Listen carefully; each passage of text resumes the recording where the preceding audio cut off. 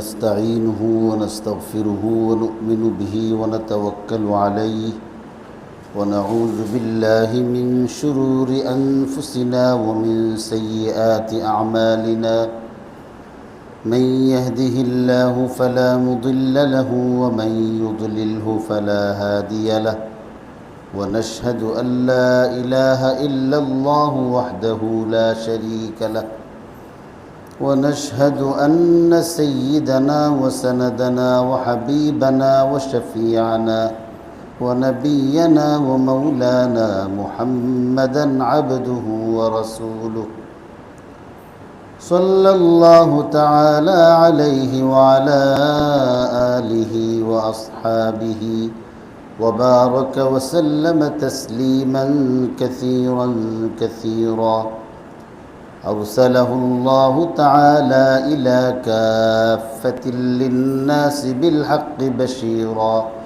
بالحق بشيرا ونذيرا وداعيا إلى الله بإذنه وسراجا منيرا أما بعد فقد قال الله تعالى في كلامه المجيد وفي فرقانه الحميد أعوذ بالله من الشيطان الرجيم بسم الله الرحمن الرحيم إنما أمرت أن أعبد رب هذه البلدة الذي حرمها وله كل شيء وأمرت أن أكون من المسلمين وأن أتلو القرآن فمن اهتدى فإنما يهتدي لنفسه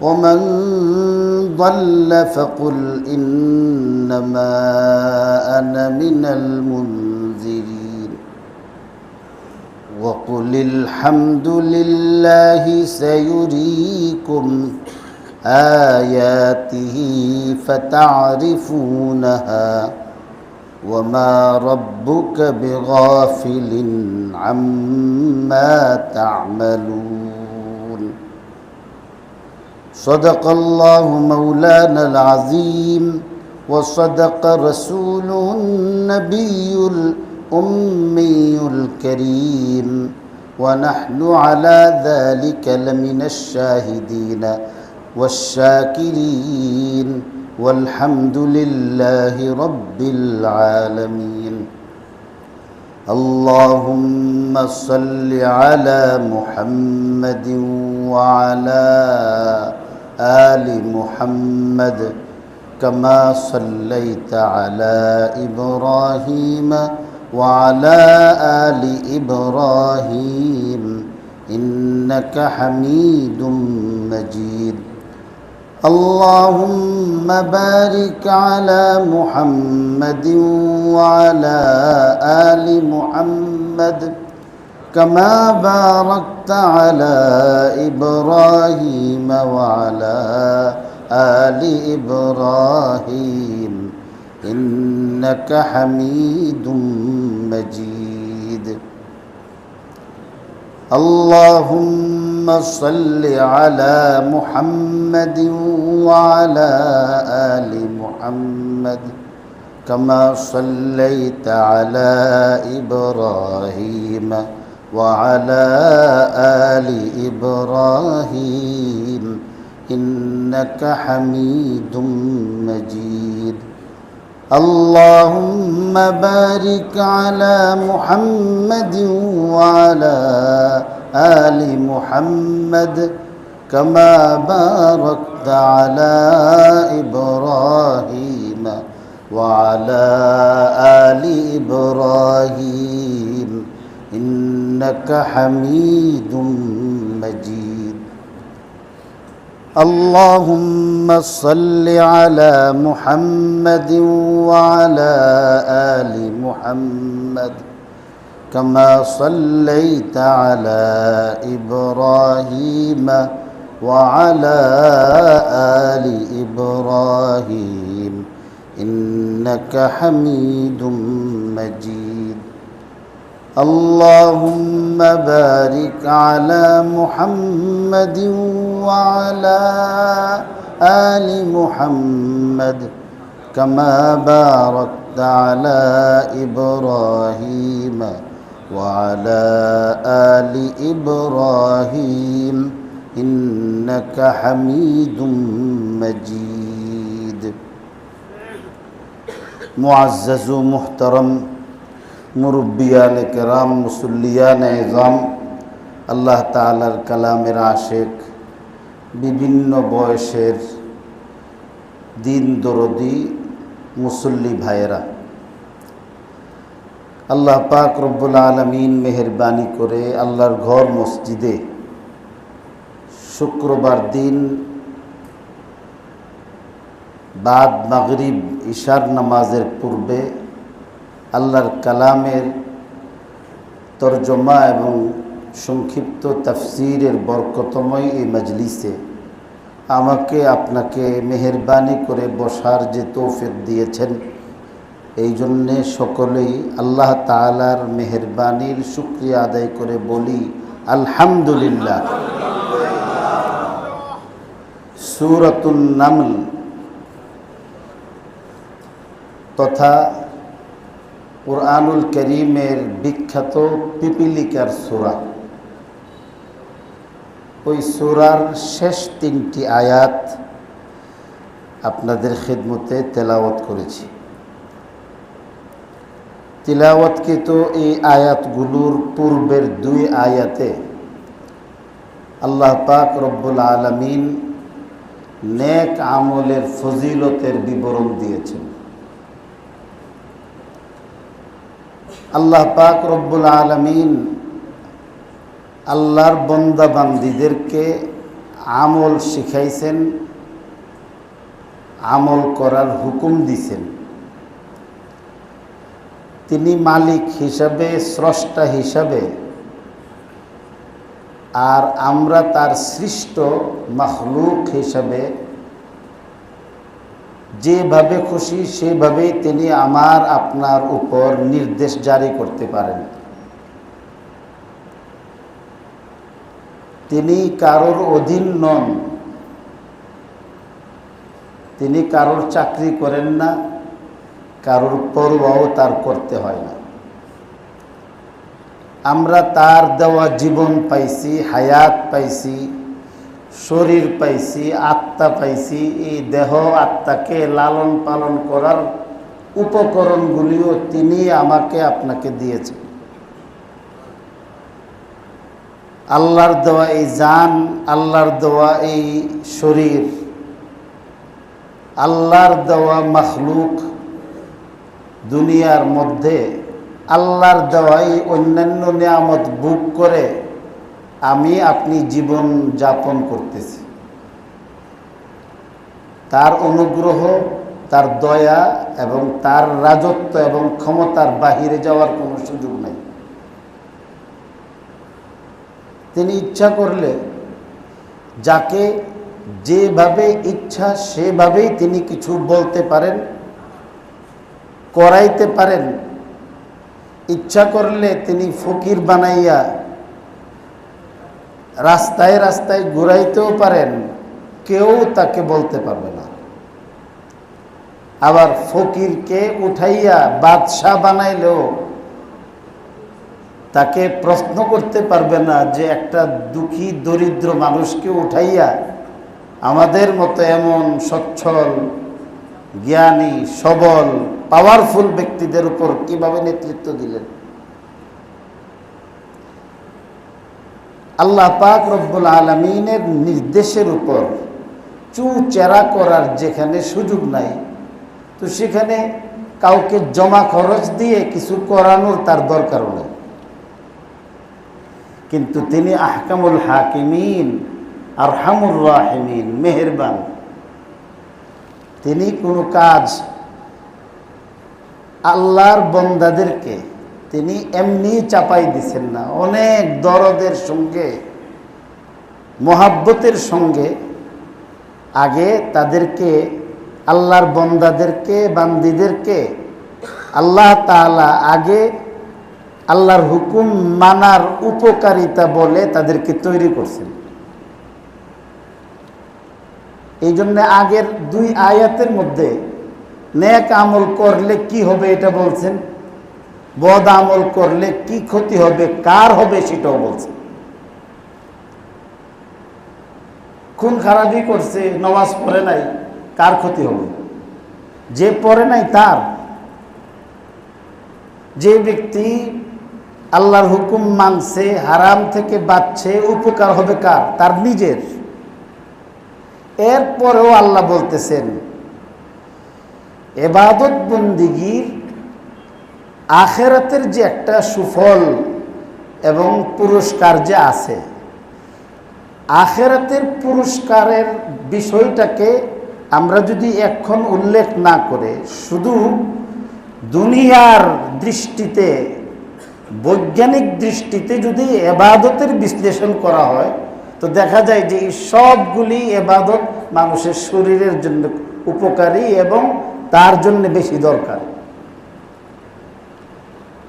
যেই জিনিসগুলি আল্লাহ খাইবার জন্য বলছে, এগুলি খাইলে হালাল জিনিসগুলির দ্বারা সে সুস্থ থাকে, তার আত্মা পবিত্র থাকে, আখিরাত সুন্দর হয়, জাহান্নাম থেকে বাঁচে, জান্নাতি হয়। জান্নাত জাহান্নাম তো মরার পরে, কিন্তু দুনিয়ার জিন্দেগির মধ্যে শুধু ধর্মীয় দৃষ্টিকোণ ছাড়া একজন মানুষ হিসাবে যদি আল্লাহর এই হুকুমগুলির নিরপেক্ষ বিশ্লেষণ করে, তাহলে দেখা যায় যে এটা তার জন্য উপকারী।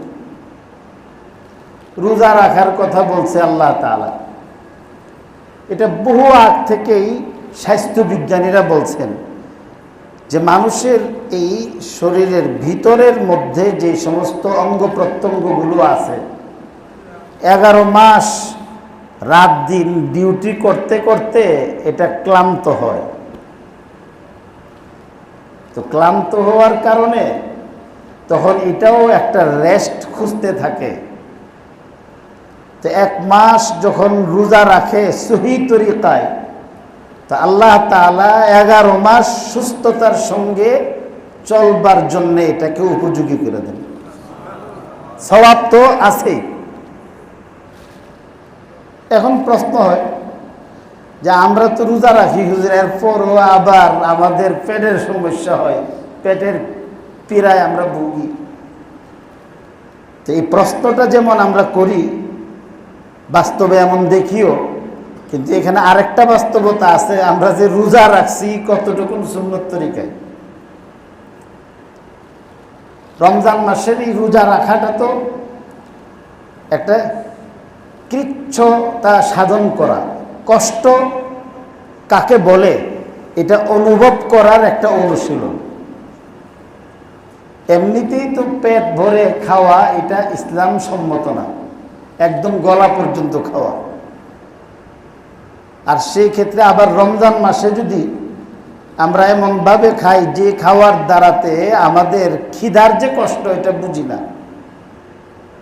আবার ইফতারের সময় এত অধিক পরিমাণ ইফতারি করি, যেই পরিমাণ ইফতারি করলে একটা পাওয়ারফুল, শক্তিশালী, সুস্থ মানুষ স্বাভাবিকভাবে রমজান মাস ছাড়া যদি এইভাবে খাইতো, হাসপাতালে যাওয়ার ছাড়া কোনো পথ ছিল না। রমজান যে আল্লাহর রহমত, এই জন্য এত কিছু খাওয়ার পরও হাসপাতালে যাওয়ার লাগতেছে না। আমাদের এক মুসল্লি আমার আত্মীয়র মধ্যেই পড়ে, উনি বলেন যে আমি সব সময় শেষ রাত্রিতে সেহরি খাওয়ার পরে 2 মুঠ কাঁচা চিরা আমি চাবাইয়া খাই।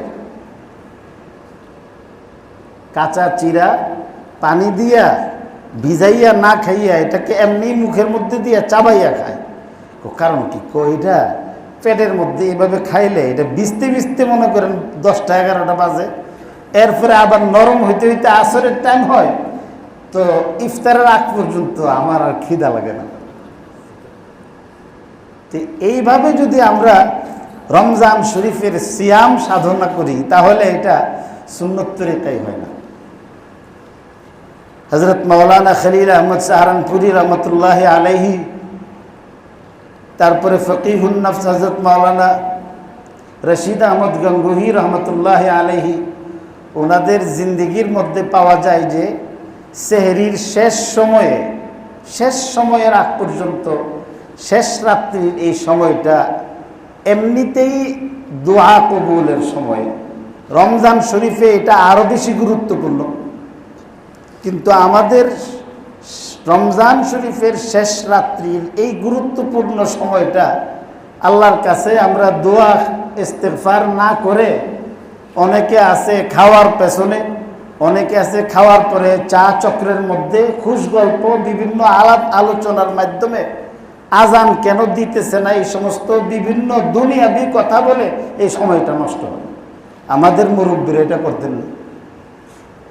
ওনারা ঠিক যতক্ষণ পারতেন বন্দেগী করতেন। সেহরির শেষ সময়ে মুয়াজ্জিন সাহেবকে বলতেন যে মিনারার মধ্যে গিয়ে আজান দাও, আর মসজিদের থেকে মিনারায় উঠে মুয়াজ্জিন সাহেব আল্লাহু আকবার বলতে যতটুকু সময় লাগতো উঠতে, এই সময়টার ভিতরে এক মুঠ আধা মুঠ যা খাইতে পারতেন এতটুকু খেয়ে নবীজির সুন্নত পালন করে রোজা রাখতেন। আমরা আমাদের অনেক মুরব্বীকে দেখছি, আর আমাদের তো অবস্থা ভিন্ন, আমরা বেশি করে খাই। তো যাই হোক, আমার মূল বক্তব্য হলো যে স্বাভাবিকভাবে সওয়াবের বিষয়টাকে উল্লেখ না করে শারীরিক বিশ্লেষণের মাধ্যমে ইবাদতের যদি তুলনামূলক কোনো আলোচনা করা হয়, তো দেখা যায় যে প্রত্যেকটা ইবাদত সওয়াব ছাড়াও আমার আপনার শরীরের জন্য এটা বেশি উপকারী। এরপরও আল্লাহ তাআলা তার সঙ্গে সওয়াব যুক্ত করছেন। মান জাআ বিল হাসানাতি ফালাহু খায়রুম মিনহা ওয়া মান জাআ বিস সাইয়্যাতি ফালা ইউজজা ইল্লা মিসলাহা ওয়া হুম লা ইউযলামুন। একটা নেক আমল করলে আল্লাহ তার করা, তোমার করা, আমার করা আমলের চেয়ে শ্রেষ্ঠ প্রতিদান, পুরস্কার, সওয়াব তোমাকে আমাকে আল্লাহ দান করবে। এটা বলার দ্বারাতে পাগল যদি না হয়, তাহলে কোরআনের এই ঘোষণার দ্বারাতে আমলের প্রতি একটা আগ্রহ জন্মাবে যে মেহনত কম, সওয়াব বেশি। এটা এমন এক দরবার, এই দরবারে খালি দামান নিয়ে আইসা, দামান ভৈরা, আমাদের দেশে কুরসো বলে এটাকে, যে দামান, খালি দামান লেকে আও, দামান ভর কে যাও। আইসো শূন্য হাতে, কিন্তু এই দরবার থেকে এসে খালি হাতে যাইবা না, হাত দিয়া বইরা তোমার কাপড়ে যতটুকু কোলাই এর চেয়ে আরো বেশি নিয়ে পূর্ণাঙ্গভাবে পরিপূর্ণ পুরস্কার বুঝা নিয়া বাড়ির মধ্যে যাও। এই দরবার ব্যতীত বাকি যত দরবার আছে সেই দরবারের মধ্যে দামান বইরা আয়া দিয়া খালি হাতে যাওয়া লাগে। মাবুদের দরবার আর গায়রুল্লাহর মাখলুকের দরবারের পার্থক্য হইল এটা। আপনি যদি অনেক বেশি করে শ্বশুর বাড়িতে নিতেন পারেন কামাইয়া, বন্ধুর বাড়িতে যদি বেশি বেশি নেওয়া যাইতে পারেন, আপনজনকে যদি বেশি বেশি দিতে পারেন, সব খুশি। ব্যাগ বইরা নিয়ে গেছেন, খালি হাতে আইছেন, সবাই প্রশংসা করবে। আর বাড়ির থেকে যদি 2-4টা বস্তা লইয়া শ্বশুর বাড়ির মধ্যে যান, আর বইরা যদি নাও আনেন, কিছু যদি খালি নিয়ে আইতে পারেন, এরপরে শ্বশুর বাড়ির দাম কতটুকু দেখবেন। দুনিয়ার মানুষের মেজাজ হলো বইরা আইনা দিয়া খালি হাতে গেলে খুশি হয়, আর দুনিয়ার মাবুদ রব্বুল আলামিন, আল্লাহ পাক রব্বুল আলামিনের দরবার হইল খালি হাতে আইসা আমার দরবার থেকে তুমি বইরা লইয়া যাও, আমি খুশি। পার্থক্য এতটুকু। খালি দামান आओ, দামান ভর কে যাও, খাইলা আইসা বইরা নিয়ে যাও। তোমার যত বোঝা আছে সব ফালাই আমার দিয়ে দাও, আমি দেখব। আল্লাহ পাক রব্বুল আলামিন নামাজের মধ্যে বলছেন, অভাব আছে, দুশ্চিন্তা আছে, পেরেশানি আছে, সব পেরেশানির বোঝা নিয়া ব্যতিব্যস্ত হয়ে মসজিদের মধ্যে আসলেন, 2 রাকাত নামাজ পড়ছেন। নামাজ পড়া দেখেন আসার সময় চেহারাটা কেমন ছিল, পড়ার পরে দিলের মধ্যে আল্লাহ কি প্রশান্তি দিছে। আখিরাতে সওয়াব তো ইনটেক রয়ে গেছে। আল্লাহ পাক রব্বুল আলামিন এই আমলের কথা শিখাইয়া উদ্বুদ্ধ করছেন যে সওয়াব হবে, বেশি হবে, অনেক পুরস্কার দিবেন দিয়া এই আজকের তিলাওয়াতকৃত এই আয়াতের মধ্যে ইবাদতের একটা একটা করে হুকুম দিয়েছেন যে ইবাদত করুন, ইবাদত করলে সওয়াব পাইব। আমল কারে বলে? এই নেক ইবাদত বন্দিগিগুলিকে আমল বলা হয়। এই আমলের ফলাফল, সুফল আর আমল ছাইরা দেওয়ার কুফলের বিবরণ দিয়ে এবার আমলের শিক্ষা দিচ্ছেন তিলাওয়াতকৃত এই আয়াতের মধ্যে। আল্লাহ বলেন, ইন্নামা উমিরতু আন আ'বুদা রাব্ব হাযিহিল বালদাতিল্লাযী হাররামাহা ওয়া লাহু কুল্লু শাইইন ওয়া উমিরতু আন আকুনা মিনাল মুসলিমিন। হে নবী, আপনি বলুন, ইন্নামা উমিরতু আন আ'বুদা রাব্ব হাযিহিল বালদা, এই পবিত্র মক্কা নগরীর রক্ষক, রক্ষণাবেক্ষণকারী, লালন পালনকারী আল্লাহ পাক রব্বুল আলামিনের ইবাদত করার জন্যে আমি নবী মুহাম্মদুর রাসূলুল্লাহকে হুকুম করা হয়েছে। আগে ইবাদতের ফজিলত বলছেন, ফজিলত বলে এবার বলতেছেন যে আমাকে এই পবিত্র নগরী মক্কা নগরীর যিনি রক্ষক, যিনি এটাকে হেফাজত করেন, যিনি এটার লালন পালন করেন, এই পবিত্র নগরীর মালিকের ইবাদত করতে আমি আদিষ্ট হয়েছি। এই পবিত্র নগরী কোন নগরী বলতেছেন? আল্লাযী হাররামাহা, যেই নগরীকে তিনি সম্মানিত করেছেন। মক্কা শরীফ এটা সম্মানিত এবং আল্লাহ পাক তাকে সম্মানিত করছেন। তো এই সম্মানিত মক্কা নগরীর মালিক, রক্ষণাবেক্ষণকারীর ইবাদত করার কথা বললেন। তো মক্কা নগরীর রক্ষণাবেক্ষণের কথা কেন বললেন?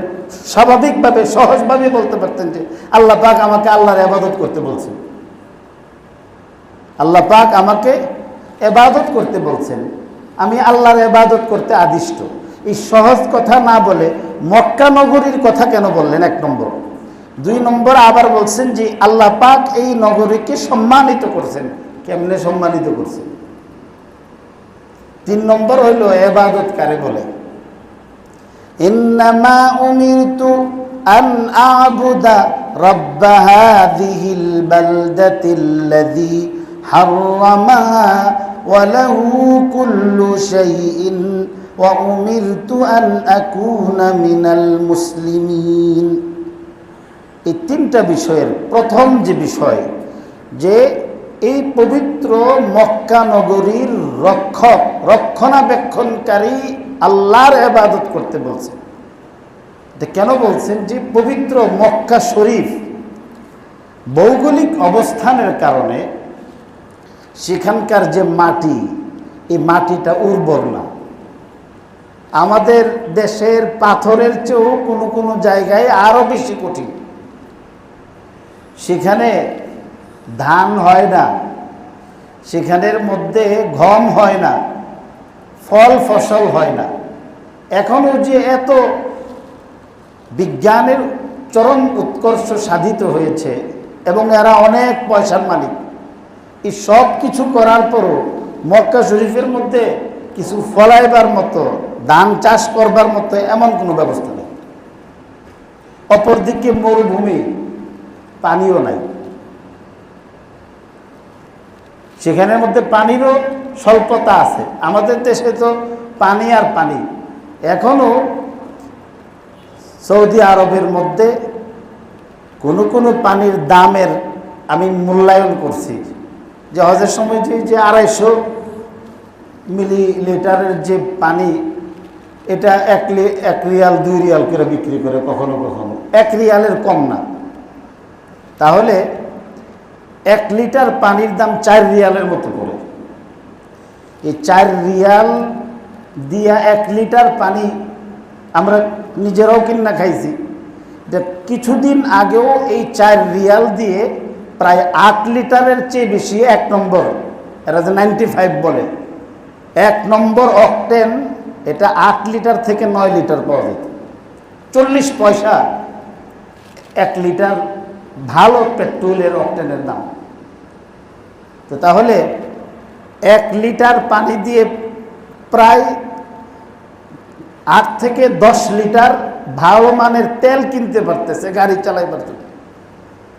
ব্রাহ্মণবাড়িয়া যাইতে 10 লিটার তেল লাগে না।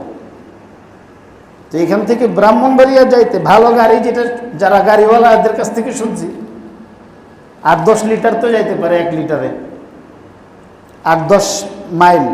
তো ঠিক এইভাবে 100 কিলোমিটার সফর করার মতো তেল কিনতে পারে, এতটুকু মানে 1 লিটার পানি দিয়া। এই জন্যে ওই দেশের মধ্যে আগে কেউ যদি পানি চাইতো, আমাদের দেশে তো হোটেলের মধ্যে মাগনা পানি খাইতো এইভাবে, কারণ পানির প্রয়োজন পড়লে হোটেলে গিয়ে গ্লাসের থেকে পানি খাইতে পারছে। কিন্তু হাজি সাহেবরা মক্কা শরীফে গিয়ে আগে যদি কেউ পানি চাইছে, তো পানি না দিয়ে পেপসি দিয়ে দিছে, কোকা কোলা দিয়ে দিছে, এই সফট ড্রিঙ্কস দিয়ে দিছে, ওইগুলি খায় ফেলো, এদের দাম কম। তো এই নগরীর মধ্যে যারা বসবাস করে, তো এদের তো নিজেদেরই জীবন ধারণ করার কথা না, পানির ঘাটতি থাকবে, খাবারের ঘাটতি থাকবে।